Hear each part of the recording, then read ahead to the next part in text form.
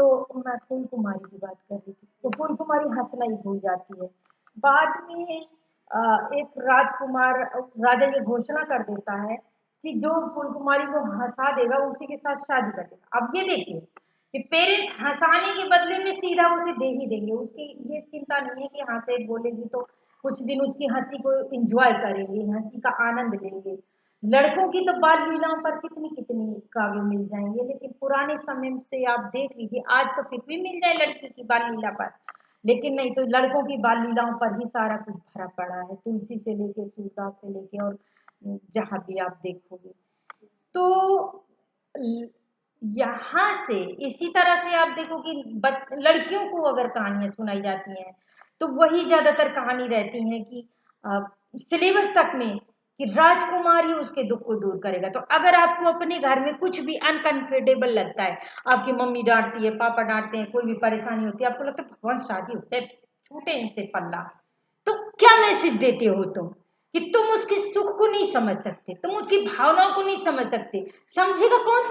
वो अनजान व्यक्ति जिसे आप नहीं जानते अभी, तो आप उसके लिए सपने बुनते हो, वो मिल जाए, वो समझेगा, वो मेरी ख्वाहिशें पूरी करेगा। मेकअप करना हो अपने घर जाके करना, तब मेकअप करने को मिलेगा, अच्छे से सजने धजने को। आपको अच्छे कपड़े पहनना हो, कुछ गहने पहनना हो, अपने तुम्हारा हस्बैंड बनवाएगा, तुम्हारा ससुर लाएगा, सास लाएगा, मतलब वहां भी सारे सपने दिखाओ। फिर लड़कियां भागेंगी नहीं तो और क्या करेंगी? दूसरे घर के ही सपने देख रहे हैं तो यहाँ के बारे में तो उनकी अरुचि पैदा हो रही है, हर बात में तुम्हारे घर में तुम्हारी मांग होगा। कितनी ही तो पेरेंट्स ये भी कहते हैं इतना पढ़ लिया ठीक है, अब तुम्हारे ससुराल वाली पढ़ाई तो पढ़ लेना है ना, तो आप क्या करोगे? आप वहीं के बारे में सपने देखोगे और वहीं के बारे में जा करके आप इस दुख से, इस मतलब उदासीनता से, अपनी जो भी तुम्हारी परेशानी है, छुटकारे के रूप में ससुराल जाना चाहोगे। और अगर वहां तुम्हारे साथ कुछ बुरा हुआ तो फिर आपको लगेगा अब कुछ बचा ही नहीं रास्ता, अब नहीं कुछ बचा है, क्योंकि वो तुम्हारे पेरेंट्स तो कहेंगे कि बेटा निभाओ जैसे भी निभाना हो, अब तो तुम उसी घर के हो गए, है ना। तो यहाँ पर जिम्मेदार कौन है लड़कियों के भागने के पीछे?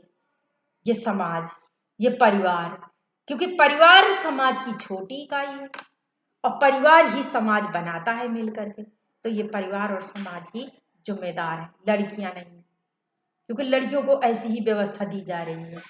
तो इसी तरह से यहाँ पर भी जो बंटी को कहानियां सुनने को मिल रही हैं, वो ऐसी कहानियां सुनने को मिल रही हैं जो उसके जीवन में जिस तरह की उलझनें चल रही हैं, इसलिए वो इस बात पर विचार कर रहा है कि अगर उसके यहाँ मम्मी पापा दोनों का प्यार मिल रहा होता और उसकी जिंदगी बिल्कुल बढ़िया तो पढ़ाई लिखाई में गुजर रही होती, तो उसके दिमाग में सिर्फ इतना सा आता कि छोटी रानी चुड़ैल थी इसलिए वो रूप बदल लेती थी, बस चुड़ैलें रूप बदल सकती हैं।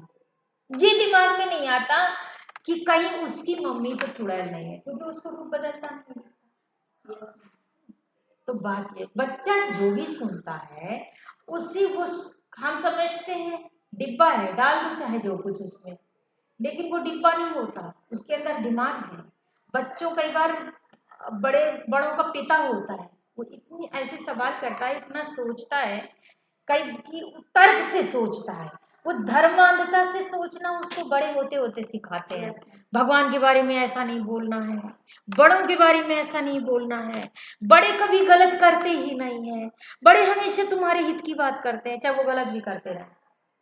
नहीं सोचो, नहीं बोलो, जो बड़े कह रहे हैं बस मान जाओ।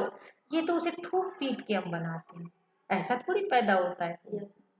बात ये, तो इसीलिए वो ऐसे सोचता है। और कोई बंटी को लेकर सवाल? मैम वो जो उसकी मम्मी है उसके दिमाग में एक ही चीज भरती रहती है स्टार्टिंग से कि तुम मुझे कभी मत छोड़ ये पॉज है, ये चल रहा है? चल रहा है। अच्छा हाँ, अब बताओ क्या कह रहे हो? तो मैम वो बंटी की जो मम्मी होती है उसके दिमाग में बचपन से ये बात भरती रहती है कि बस तुम मेरे साथ ही रहोगे, मुझसे बहुत प्यार करते हो ना, बाकी की तरह मुझे बात ये है तुम उनको तो छोड़ दो, वो उसका पति तो उसे छोड़ रहा है।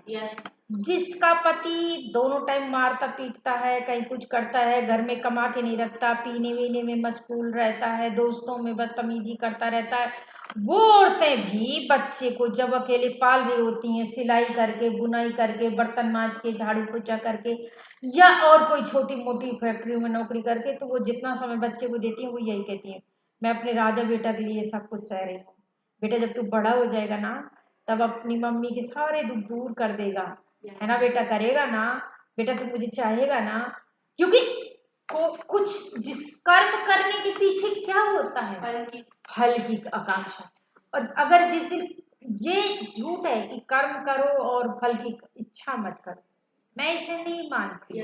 बल्कि मैं ये भी नहीं मानती कि गीता में ऐसा कहा गया है। मुझे तो ये शक है कि किसी ने अपनी सामाजिक व्यवस्था को अपने ढंग से बनाने के लिए इसे तोड़ मरोड़ दिया है इसका, या फिर नहीं भी तो व्याख्या करने वालों ने गलत ढंग से व्याख्या की है। देखिए वो कहते, मैं ये मानती हूँ कि गीता का ये श्लोक कहता है कि कर्म ऐसा करो कि फल की तुम्हें इच्छा ना करनी पड़े, फल मिल जाए, अपने आप मिल जाए। इतना परफेक्ट करो कि तुम्हें ये ना सोचना पड़े फल मिलेगा कि नहीं मिलेगा। इच्छा में क्या आता है, मिलेगा कि नहीं मिलेगा, संशय आती है, मिल जाएगा, मेरे कर्म ऐसे हैं, मिलेगा, जरूर मिलेगा, है ना। अब जैसे ये तुमने सेल्फ डिफेंस ट्रेनिंग सीखी है, अब इससे तुम्हें फायदा हुआ कुछ, ऐसे सवाल आ रहे थे कल, हुआ तुम्हारे साथ कुछ हुआ क्या, कोई यूज किया, अरे ऐसा कुछ तो आज ही कोई यूज कर ले। तुम्हें ये टेक्निक आती है और इसे तुम आत्मरक्षा में प्रयोग कर सकते हो। मेरी हमेशा से एक इच्छा सी रही कि अगर लड़कियों को इतना सशक्त बना दिया जाए तो पुरुषों को ढाल बन के हर जगह नहीं चलना पड़े, क्योंकि वो ढाल बनेंगे तो जब उनका मन होगा वो ढाल बनेंगे, जब नहीं मन होगा तो वही ढाल बन जाएंगे। तो वो मुझे इस सेल्फ डिफेंस ट्रेनिंग में नजर आई, इसलिए मैंने तुम्हारे लिए ये दो बार अरेंज किए साथ में। तो कहना ये है कि लड़कियों को, बच्चों को जैसी परिस्थिति छोटे में मिलती है, कुछ लड़कियां कितनी बोल्ड होती हैं, तत्क्षण निर्णय लेती हैं, कुछ ही लड़कियां ऐसी होती हैं जो नौकरी छोड़ने की हिम्मत करती हैं। नहीं तो लड़का, आदमी को कहीं पर कोई बात खटक जाए तो बेधड़क नौकरी छोड़ देता है, लेकिन औरतें नहीं छोड़ पाती। तो यही बंटी की मम्मी का है कि बंटी को वो हर समय ये कॉन्फिडेंस में लेना चाहती हैं कि ऐसा तो नहीं होगा कि आज वो पढ़ाएंगे लिखाएंगे पालन पोषण करेंगे और कल को ये कहेगा मेरे बाप के साथ तो तुमने निभाया नहीं, मुझे भी छोड़ के चल देगा। क्यों, तुम भी गलत थी, पापा को तुमने नहीं समझा होगा तभी तो पापा तुमसे दूर चले गए, ये शादी कर ले और फिर मुझे ही ना पूछे। कई तरह के सवाल उसके मन में चलते होंगे कि जिसके लिए वो अपना सारा जीवन बलिदान कर रही। देखो बीच बीच में वकील आते हैं, वकील है ना, जो केस देख रहे हैं, और वो उन्हें सलाह देते रहते हैं कि शकुन अपने जीवन के लिए कुछ सोचो कुछ सोचो, पर वो कहती नहीं, क्योंकि बंटी उसके सामने है। तो ये सवाल भी तो उसके अंदर चल रहा है ना कि जिस बच्चे के लिए मैं अपना सारा जीवन बलिदान करने जा रही हूँ, ये बच्चा मुझे कितना समझ पाएगा, क्या ये बच्चा मुझे तुम देखोगे जितनी भी विडो औरतें होती हैं, ज्यादातर मैंने ऐसा नोट किया, बेशक इसे कोई गलत भी समझ सकता है, लेकिन मेरा अपना अनुभव मैंने खुद देखा, ज्यादातर विडो औरतें क्या करती हैं कि वो लड़के को इतना ज्यादा अपने कब्जे में रखना चाहती हैं कि वो शादी तो कर देंगे बेटे की, लेकिन वो चाहती हैं कि बेटा उठे बैठे सांस ले मुझसे ही अनुमति लेके, पत्नी के पास मेरी सी पूछ के मिल जाए, पत्नी के साथ जैसा मैं व्यवहार चाहूँ वैसा व्यवहार करे, और अगर ऐसा नहीं करती तो वो इतना रोती धोती हैं, इतना चिल्लाती हैं, जो उनको गुलाम कहती हैं, तुझे इसी दिन के लिए मैंने ये दुख सहे ये सहे ये सहे, इतना चिल्लाती हैं। ये क्या है, ये उनकी फ्रस्ट्रेशन है जो बाद में बहू बेटों तक के परिवार को खराब करती है। और उसी लाइन में शकुन है, अगर शकुन अगर ये कहानी इस तरह मोड़ नहीं लेती डॉक्टर साहब से शादी करने की तरफ, अगर ये कहानी इस तरफ मोड़ लेती कि बंटी की शादी हो गई, बंटी की दुल्हन आ गई, तब फिर तुम देखते कि कहानी इसी तरफ जाती, या तो बंटी को मम्मी बॉय बनाए रखा जाता, और अगर बंटी मम्मी बॉय नहीं बनता तो उसे दुष्ट बेटा स्वार्थी बेटा की तरफ मोड़ा जाता। हाँ, तो इस तरह से चीजें जाती हैं, क्योंकि जब कोई अभावों में जीता है तो उसके अंदर कोई ना कोई अभाव पलता है और फिर वो वही अपने सामने वाले को देता है। तो जो बचपन है वो बचपन इसी तरह से जाता है। अब देखो बंटी के मन में क्या आ रहा है कि वो अपनी मम्मी को किसी भी तरह से सुखी देखना चाहता है, खुश देखना चाहता है, वो अपनी मम्मी के लिए कुछ भी कर सकता है। अब ये जो कुछ भी कर पाने की भावना में अगर वो बड़ा होता और उसकी शादी होती तो फिर यही होना था, क्योंकि वो शकुन कहती कि मैंने तुझे इसीलिए बड़ा किया था, और वो कहता अपनी बीवी पे यही दबाव हर टाइम, हर सही गलत बात को माँ की ही सही है, क्योंकि माँ ने मुझे पालने के लिए बहुत दुख झेले हैं। अब उस लड़की पे क्या एहसान है जिसने दुख झेले हैं? वो तो अपने सपने लेके आई है, लेकिन उसके सपनों को आग लग जाती। तो ये चीज समाज में जो बच्चे इस तरह से पलते हैं बंटी बन करके, वो समाज के लिए हानिकारक बनते हैं, क्योंकि इस जो बच्चे स्त्रियों को पतियों के अभाव में पालने पड़ते हैं वो सही परवरिश ही नहीं दे पाती। अब आप कहोगे कि इसका मतलब तो पतियों को किसी भी कीमत पे पत्नी को छोड़ना नहीं चाहिए, नहीं ऐसा नहीं कह रही हूँ। ना छोड़ने से भी बंटी बनते हैं बच्चे। अगर माँ बाप में अंडरस्टैंडिंग नहीं है तो बच्चे बंटी बनते हैं, माँ बाप के होते हुए भी बनते हैं। इसलिए ये बहुत जरूरी है कि बच्चे पैदा करने के लिए शादी नहीं करनी चाहिए। शादी करने के बाद नहीं बल्कि पहले ये डिसाइड हो जाना चाहिए कि जिसके साथ हमें जीवन बिताना है वाकई में हम लंबा जीवन उसके साथ बिताना चाहते हैं, जब लगे हाँ बिता सकते हैं। क्या हम बच्चे को पैदा करें? अगर पैदा कर रहे हैं तो कम से कम 15-20 साल उसे हम दोनों मिलकर प्यार करेंगे, दोनों मिलकर एक संस्कार देंगे। ये नहीं माँ के संस्कार कहीं जा रहे हैं बाप के कहीं जा रहे हैं। संस्कार की क्या परिभाषा है? संस्कार की अलग अलग परिभाषा है। कोई कहेगा वीर बनना चाहिए, कोई कहेगा ईमानदार बनना चाहिए, कोई कहेगा हिम्मती बनना चाहिए, अलग अलग। लेकिन माँ बाप दोनों की एक होनी चाहिए, कम से कम वो संस्कार तो मिले, कोई एक व्यक्तित्व तो मिले। व्यक्ति को व्यक्तित्व ही कई तरह के मिलते हैं कि वो अपने अंदर ही संघर्ष करता रहता है, ये सही कि वो सही, ये गलत कि वो गलत। बंटी को कभी पापा गलत लगते हैं तो कभी मम्मी गलत लगती है ना। कभी वो खुद गलत हो जाता है, कभी उसे वकील चाचा गलत लगते हैं। हो क्या रहा है? बच्चा इन चीजों में उलझा हुआ है, जबकि होना तो ये चाहिए था इस बचपन में कि उसको मिलता वो वातावरण कि उसकी अगर क्रिकेट खेलने में रुचि है तो वो दिल से क्रिकेट खेले और उसे क्रिकेट खेलने की सारी सुविधाएं, सारा प्रोत्साहन और प्रेम मिले, शाबाशी मिले। अगर उसका पढ़ने में, डिबेट बोलने में या निबंध लिखने में या कविता लिखने में प्रतिभा है तो उसमें मिले, या फिर उसकी ड्राइंग बनाने में है तो उसमें मिले, लेकिन उसे उलझना कहाँ पड़ रहा है?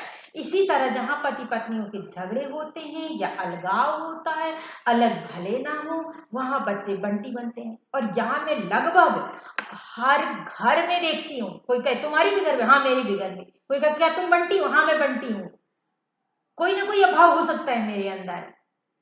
तो लगभग मैंने हर घर में, पढ़े लिखों के घर में, मंत्रियों संतरियों के घर में, प्रोफेसरों के घर में, डॉक्टरों के घर में, वकीलों के घर में, किसानों के घर में, लगभग मैंने बहुतों के घरों में मैं बंटी ही पलते देखती हूँ। और ये बंटी बनने की परंपरा क्यों है? ये तो हजारों साल से आ रही है, क्योंकि हर जगह स्त्री का ही बलिदान किया जाएगा और स्त्री ही बलिदान होगी, स्त्री ही बलिदान होगी। हर जगह उसी को कुर्बानी चुकानी है। क्यों? क्योंकि पति तो सब कुछ समाज सेवा में कर रहा है, पति तो सब कुछ दूसरों के कल्याण के लिए कर रहा है, उसमें पत्नी उसके कल्याण में शामिल ही नहीं होती। माँ माँ बाप का भक्त बनना, उनका ऋण चुकाना जरूरी है, गुरु का ऋण जरूरी है, मित्र का भी ऋण जरूरी है, समाज का भी ऋण जरूरी है, राष्ट्र का भी ऋण जरूरी है। पर एक लड़की जो दूसरे के घर से आती है उसके ऊपर तो और ऋण है, तेरे बाप ने ये नहीं दिया, तेरे बाप ने वो नहीं दिया, तेरी माँ ने ये नहीं सिखाया, उसका हाँ उसका कोई ऋण ही नहीं है, पत्नी का तो कोई ऋण ही नहीं है। और पति का तो इतना ऋण है कि साल भर उसके स्वास्थ्य के लिए व्रत रखो, उपवास रखो, पूजाएं करो, मन्नतें मांगो, चुकता ही नहीं है। तो ये सामाजिक जो व्यवस्था है ये बच्चों को बंटी पैदा कर रही है, और जब बंटी पैदा करती रहेगी तो समाज में इसी तरह के दोहरे तेहरे व्यक्तित्व के ही व्यक्ति बनेंगे। अब बताओ और क्या तुम मैम जैसे बंटी से उसकी मम्मी बात छुपा, मतलब उससे वो सुनता है और अपने दोस्त को बाहर जाके मतलब पूछता है, वो अपनी मम्मी से या उसके घर वाले इसको बता दे जो घर में चल रहा है, तो वो इतना कंफ्यूज नहीं होगा, बहुत कंफ्यूज हो जाता है। आसान नहीं है, आसान नहीं है बता पाना। Yes ma'am. ये अभी तुम्हें लगता है, ईश्वर न करे इस पीड़ा से गुजर के समझना पड़े, आसान नहीं है। आप ये देखो, मान लो मैं भी अपने ऊपर एग्जांपल लेती हूँ, क्योंकि तुम्हारे ऊपर नहीं देना चाहती, इसलिए अपने ऊपर ले लेती हूँ।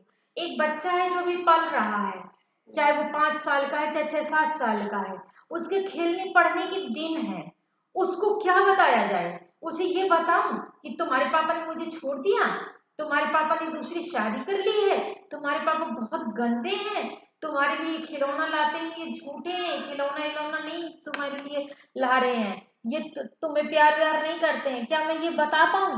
वो कैसे बताया जाए? एक और तो वो मिलना चाहता है, पापा पापा करता है, वो मिलने भी आता है, उसके लिए गिफ्ट विफ्ट लाता है, वो देखती है जब आते हैं तो कितना खुश हो जाता है।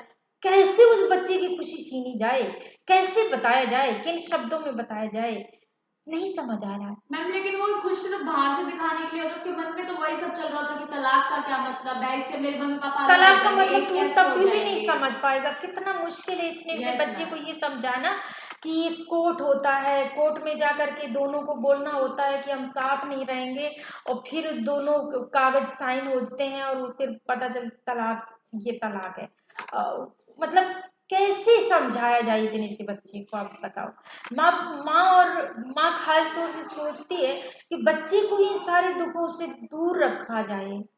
और ये देखिए, इसमें भी अंतर है। जब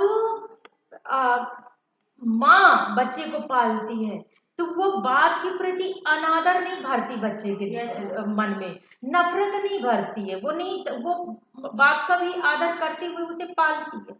लेकिन यही बच्चा चाहे औरत से छीन लिया जाता है, कई बार औरतों से बच्चे छीन लिए जाते हैं कि नहीं हम पालेंगे, और उसे अलग कर दिया जाता है। लड़कियां नहीं छीनी जाती, लड़के छीने जाते हैं। और यही कारण है कि जितनी राजघरानों से स्त्रियां निकाली गई, उनके लड़का ही पैदा किया गया, लड़की नहीं की गई। किसी ने ये नहीं कल्पना करी कि अगर लड़का की जगह लड़की हो जाती तो उसकी स्थिति क्या होती। लड़का पैदा कर दिया, फिर उसमें दिखा दिया कि वो इतना योद्धा बन गया, और फिर उसने उसको अपना लिया गया, मतलब लड़का योद्धा बन गया, उसको अपना लिया गया। और लड़की होती तो क्या होती? शादी करके अरे शादी होती कि कोई उसे उठा ले जाता उनकी बला से, कहाँ पलती, जहां पलती वहां भी शोषण होता कि क्या होता, किसी को नहीं मतलब। तो इसीलिए लड़की नहीं दिखाई जाती काव्यों में। तो आप ये देखो कि मैं क्या बता रही थी, वो मेरे दिमाग से स्लिप हो रहा है थोड़ा सा, बंटी को लेकर के। मैं क्या बता रही मैम वो थी? तलाक की बातें नहीं बता पाते या उसके बारे में कुछ नहीं बता पाते, तो वो अलग हो रहे हैं। मैं कुछ नहीं बता पाता हूँ। Yes ma'am. नहीं, मैं माँ बाप की तरफ से कुछ कहना चाह रही थी, जो कोई महत्वपूर्ण, मतलब कोई पॉइंट आ रहा था मेरे दिमाग में बताने के लिए, वो मैंने शायद अभी बोला ही नहीं था, इसलिए वो स्लिप हुआ, तो ध्यान नहीं आ रहा है। तो कहने का मतलब ये है कि जितने भी बच्चे इस तरह से बंटी बनते हैं, हाँ मैं ये कह रही थी कि बच्चे जब छीन भी लिए जाते हैं ना, तो तुम देखोगे कि सास हो, चाहे जिठानी देवरानी हो या बाप हो, वो सब तेरी माँ ऐसी थी, तेरी माँ ऐसी थी। माँ का अनादर पैदा करके बच्चे पाले जाते हैं, माँ का चरित्र हनन करके बच्चे पाले जाते हैं। मैं एक ऐसा परिवार जानती हूँ जिसको घर से निकाल दिया गया। पहले तो उसके पति के साथ ऐसा दुर्व्यवहार किया गया कि उसकी डेथ हो गई, क्योंकि माँ दूसरी थी, और पिता की तो चाहता था न्याय करना, पर वो भी नहीं कर पा रहा था, ऐसे कुछ परिस्थिति बना दी गई, तो उसकी डेथ हो गई। उसके एक लड़की थी शायद साल भर की, और एक लड़का था 4 साल का। लड़की नहीं छीनी गई, लड़के को छीना गया। लड़का इसलिए छीना गया क्योंकि बाद में फिर वो आएगा बड़ा होकर फिर हिस्सा मांगेगा, इससे अच्छा पहले छीन लो। छीना गया। उसके मन में ऐसी ऐसी भावनाएं भरी गई हैं कि तुम्हारे पिता को तुम्हारी माँ ने मारा है, और तुम्हारी माँ तो बदचलन थी, यहाँ जाती थी, ऐसा करती थी, वैसा करती थी, इतना कुछ, जबकि इसमें पूरा का पूरा झूठ है। उस औरत की मैं उस पूरी कहानी पे नहीं जाऊंगी। तो कहने का मतलब ये है कि अगर बच्चे को आदमी का परिवार छीनता है तो नफरत भर के पालता है, और अगर औरत अपने बच्चे को अपनाती है, चाहे वो कानून के थ्रू लेती है, चाहे अपने दम पर लेती है, जो भी करती है, वो नफरत दे करके नहीं पालती। हाँ, वो ये जरूर शिकवर बार बार करती रहती है अपने आप को, बेटा तू बड़ा हो कि माँ का ध्यान रखेगा ना, माँ का के लिए चीजें लाएगा ना, माँ का को पैसे देगा ना जब नौकरी करेगा। वो इसलिए कि बेटा मुझे इन फ्यूचर छोड़ के ना जाए, जिसके लिए मैं अपना सब कुछ बलिदान कर रही हूँ, जिसके देख देख कर जी रही हूँ, तो वो मुझे ऐसा ना करे, इतना ही करती है।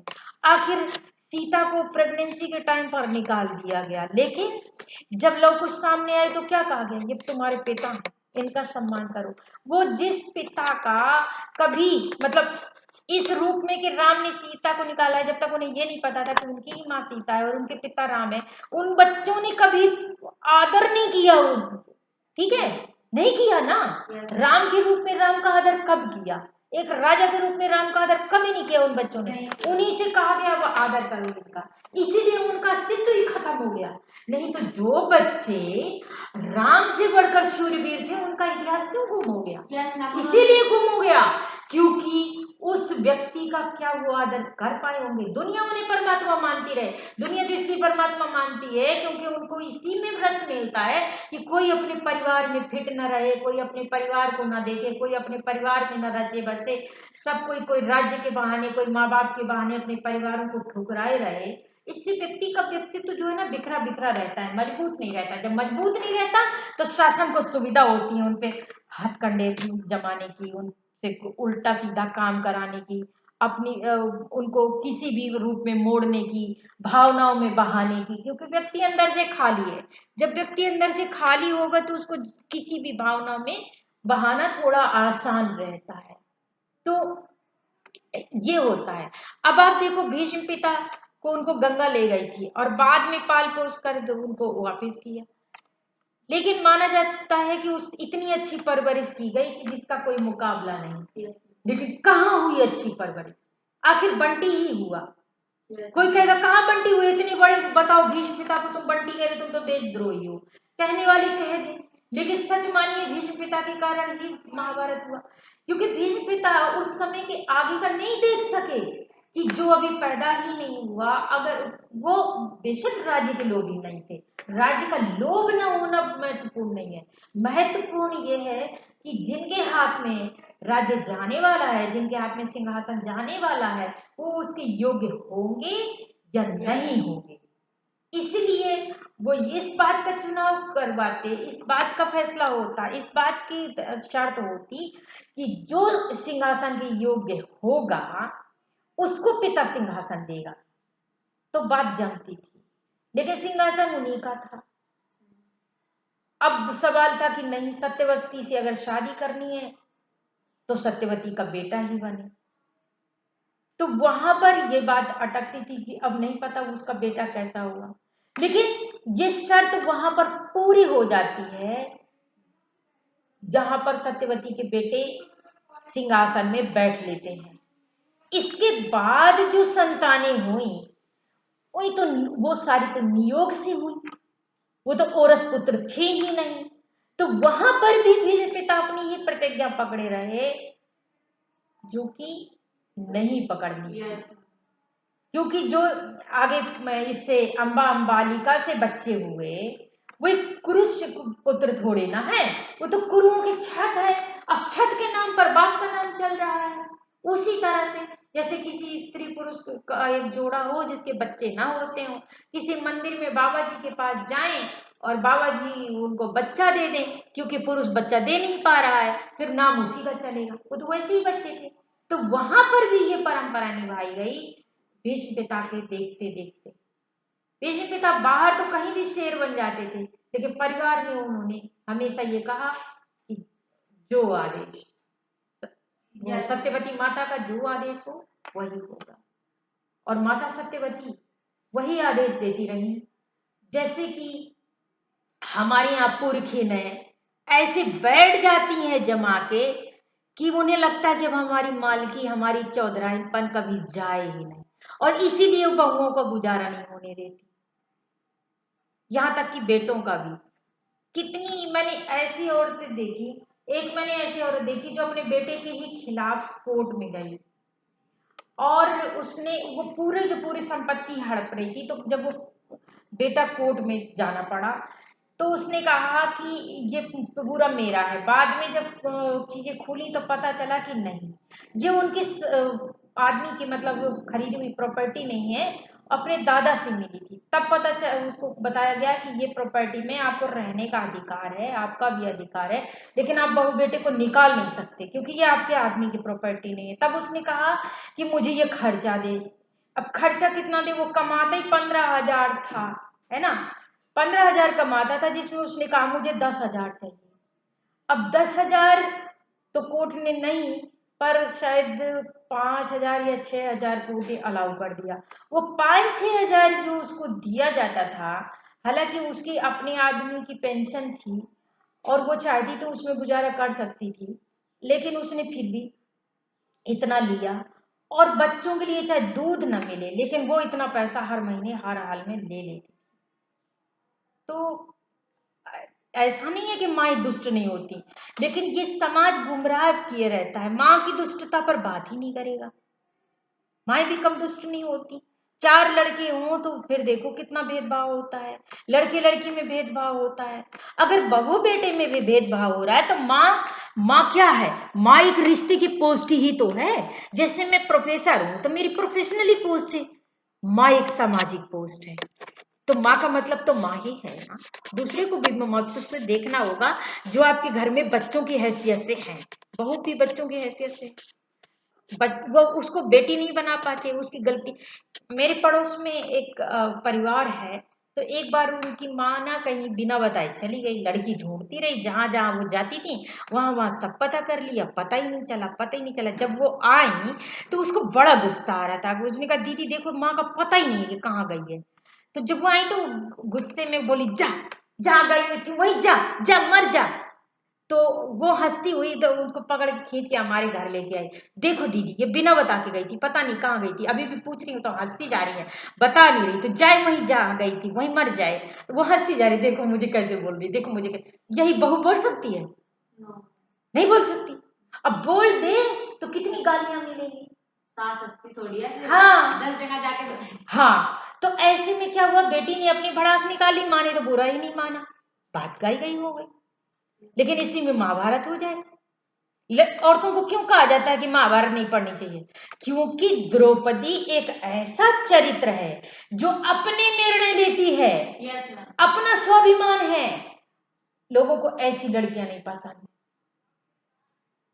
सीता पढ़ लो, रामायण पढ़ो, सीता बन। हाँ, पीछे तो चलो, कोई बुराई नहीं है, लेकिन जब निकाले तो वो भी चुपचाप निकल जाओ। हाँ हाँ, रात में निकाले तो रात में निकल जाओ। ये भी मत कहो कि नहीं दिन के उजाले में जाऊंगी, सब कोई देखे तो सही कि मैं निर्दोष होती हुई निकाली जा रही हूँ। इतना भी नहीं कहती, सीता बनो। तो यहाँ पर बंटी बच्चे पैदा किए जाते हैं। अब सीता को भी नहीं पता कि कौन उसके माता थे, कौन उसके पिता थे। होगी किसी ऐसी ही अभागी माँ की संतान। तो क्या बचपन में उसको ये सब कुछ मालूम रहते हुए जो भी शिक्षा दीक्षा हुई होगी, इसी प्रकार की हुई होगी कि औरत को परिवार में इसी तरह रहना है कि पुरुष जैसे रखे वैसे रहना है, उसकी खुशी में अपनी खुशी, यही सिखाया जाता है। उसकी खुशी में अपनी खुशी। अभी रामचरितमानस पढ़ो, उसमें चाहे तुम शिव पार्वती का विवाह पढ़ लो, चाहे सीता राम का पढ़ लो, दोनों की माएँ अपने अपने दामानों से यही कहती हैं कि अपनी नौकरानी अपनी दासी बना करके इन्हें रखना। मतलब बना के रखना, पर ध्यान रखना, कहने का मतलब ये यही है कि अपनी दासी समझना, बेशक नौकरानी समझना, किंकरी लिखा है, टहलनी लिखा है, समझना, पर स्नेह बनाए रखना, क्रोधित नहीं। तो अपने घर से मंथरा को क्यों बुरा बनाया गया? इसलिए क्योंकि उसने अपनी बेटी का पक्ष लिया। अरे वो बेशक दूध की बेटी नहीं भी हो, जाई हुई बेटी ना हो, लेकिन थी तो बेटी ही, उस देश की वो स्त्री थी। उसने देखा उसकी बेटी के साथ ये क्या अन्याय हो रहा है कि एक पूरा नगर सज रहा है और मैं इसी को पता नहीं है। इसका मतलब ये है कि कल को इसके साथ तो कुछ भी अन्याय हो सकता है। और वो उसको बुरा लगा। माता पिता से जब लड़कियां ज्यादा बात करें तो बुरा माना जाता है। क्यों? कहीं ऐसा ना हो कि माँ बाप ये समझाएं कि ये तो तेरा अपमान है, ये तो तेरा अधिकार कहाँ ना ने, तू बोल इस बात के लिए।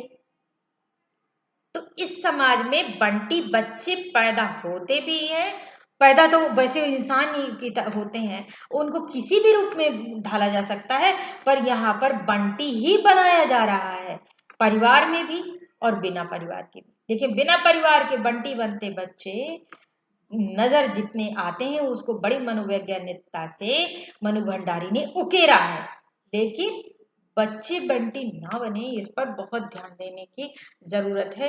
परिवार के बाहर बंटी बच्चे कैसे बनते हैं और परिवार के अंदर बच्चे कैसे बंटी बनते हैं।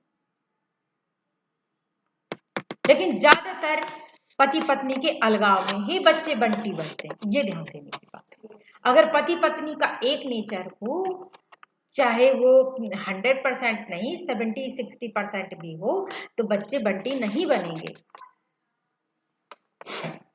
बशर्ते उनकी चलती हो।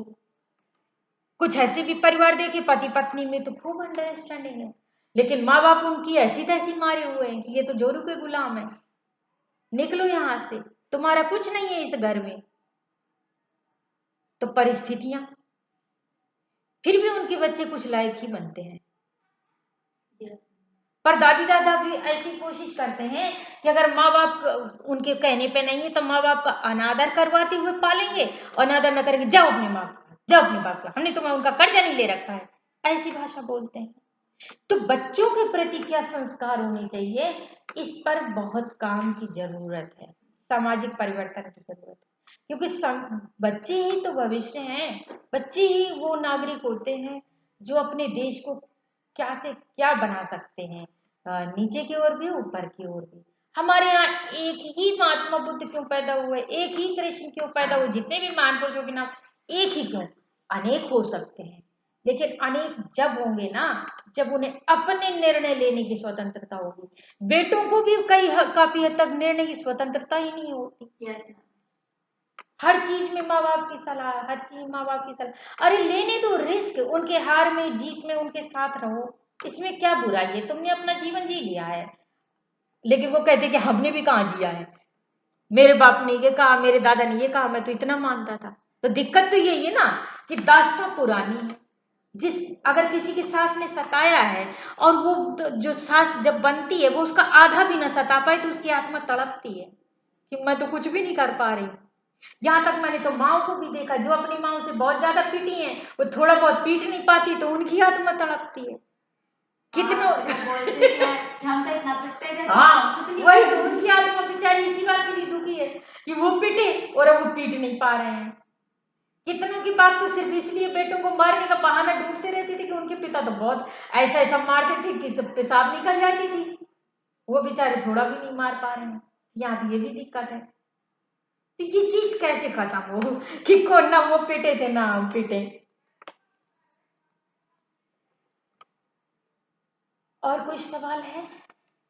मैम बंटी जो उनके जो डॉक्टर साहब उनके पिता बने थे वो उन्हें एक्सेप्ट क्यों नहीं कर पा रहा था, उनको ये वाला समझ नहीं आया कि ये बात मैंने पहले भी 2-3 बार आपके साथ डिस्कस करी है कि दूसरे को जो अगर अभी उपस्थित है पिता और कोई कहे इसको पिता समझो, देखो पिता कह देना तो कह तो सकते हैं, वो भी बड़े होने के बाद भी कह सकते हैं, लेकिन समझ नहीं सकते। बच्चे को प्यार से जो चीजें पहले से एक्सेप्ट हो गई। देखो मैं रेंट पे जब शुरू में रहती थी, वो इसी कॉलेज के अकाउंट ऑफिसर है मिस्टर आलू, तुम जानते होंगे उनको, जानते हो जो 1 नंबर में बैठते हैं अकाउंट ऑफिसर, देखा था। चलो नहीं जानते हो तो उन्हें बस देख लेना, समझ लेना मैं उन्हीं की बात कर रही हूँ। उनके यहाँ मैं लगभग 5.5 साल रही हूँ। तो मैं उनके यहाँ रहने गई थी अगस्त में और ये हुआ था 2 अक्टूबर में बच्चा उनका।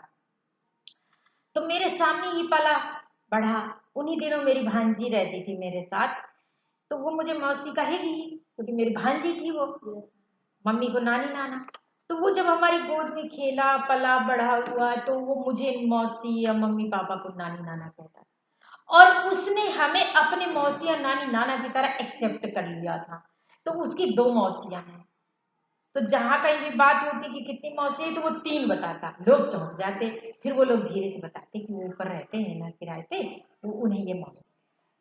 तो देखो ऐसे तो बच्चे एक्सेप्ट कर लेगा अब जो भावनाओं से जुड़ के, लेकिन उसी बच्चे को मान लो अब जैसे हो गया 4-5 साल का, नहीं अब तो वो हो गया 12 साल का हो गया, लेकिन मेरे कहने का मतलब ये कि वो 5-6 साल का हो जाता और इसके बाद उससे कहा जाता ये मौसी है मेरे लिए, क्या वो मान जाता?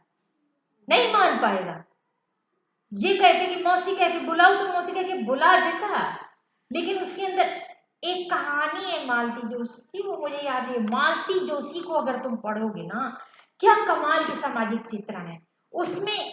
वो उसको कहता है, वो दो बुआएं हैं, एक बुआ है जो रिश्ते की मतलब सगी बुआ नहीं है, वैसे बुआ लगती है कहीं दूर के रिश्ते से, और एक उसकी सगी बुआ है जो दिल्ली में है। तो अब वो जैसे चीजें किसी से भी मांग लेता है, बच्चा सबको अपना समझता है। तुम उसे एक और दो दो चीजें सिखाते हो, एक और कहोगे कि सब बड़े अपने होते हैं, बड़ों का कहना मानते हैं, अब वो सबको मानने लगे तो वहां दिक्कत आती है। तो अब उसको एक बार डांटा जा रहा है कि जो भी आता है उससे मांगा मत करो कुछ। अब वो सोच रहा है कि मांगा नहीं करूं, किसी से नहीं मांगू, तो चलो फिर वो दादा दादी से भी मांगना छोड़ देता है। फिर दादी समझाती है कि नहीं बेटा अपनों से मांग सकते, अपने मतलब अब अपने में उसने बता दिया मैं हूँ, दादा है, बुआ है, तुम्हारी फलानी बुआ, वो बुआ और ये वाली बुआ, उसका नाम लेता है जो यहाँ रहती है, उसका नाम जो भी था ध्यान नहीं है मुझे। तो फिर उसने कह दिया कि वो दूर की बुआ है। अब जब वो बुआ आई किसी दिन, क्योंकि वो वहीं रहती थी दूर, यहीं पे मतलब कहीं अड़ोस पड़ोस में कहीं दूर पर थोड़ी, तो एक दिन आई, उसके लिए कुछ लाई थी चॉकलेट वॉकलेट, और जब उसने मांगा ही नहीं तब उसने दिखाया, तब भी उसने नहीं मांगा। बोले लेनी नहीं है, बोले तुम अपने से दे रही हो तो दे दो, तो दे दिया। बोले अच्छा लगा, तो खुशी हुई, तो वो कह हाँ, तो बोली मांगी क्यों नहीं, बोले तुम दूर की बुआ थी ना। अब बच्चे के अंदर तो छल कपट नहीं है।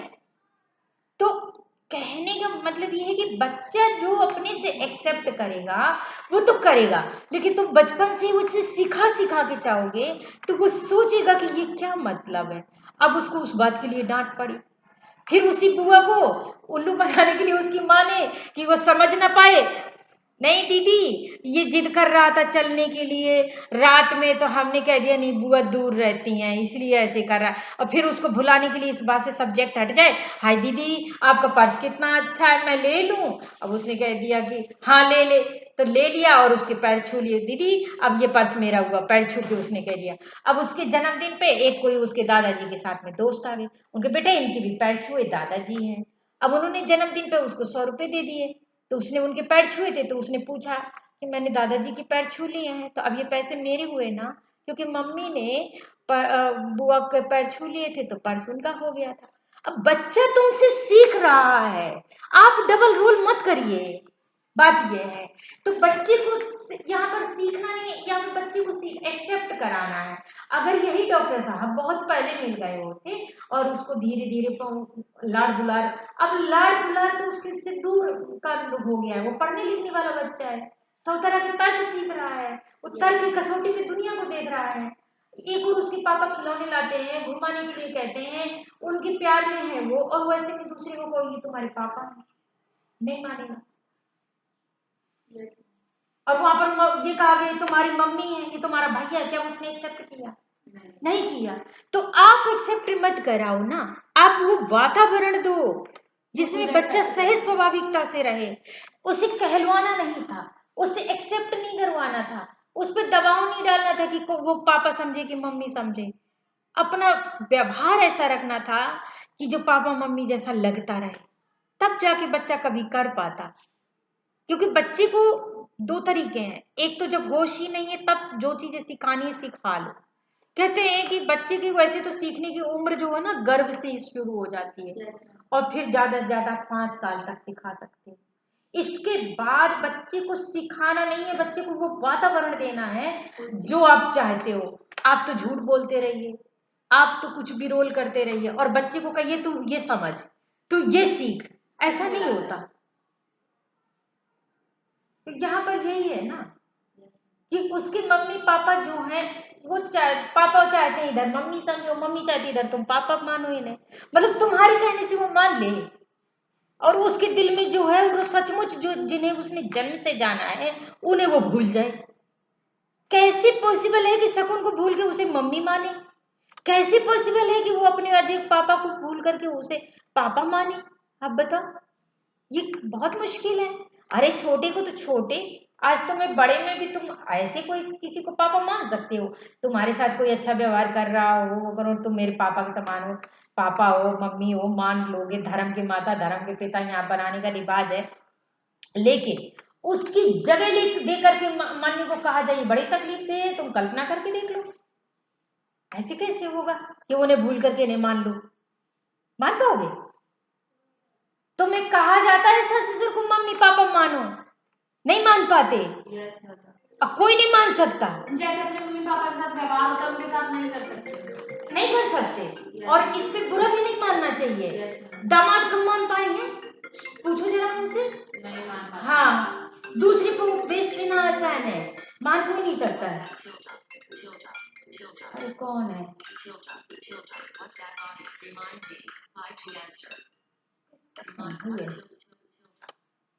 एक तो लोग अपना नाम तक नहीं लिखते। व्हाट्सएप कॉल है ना, नाम लिखा ना कुछ। वो भी मैंने ऑन कर लिया था ना जरा मोबाइल डेटा, इसलिए आता नहीं। नाम देख रही हूँ तो नाम ही नहीं पता चला। चलिए, तो क्या टाइम हो गया गैस?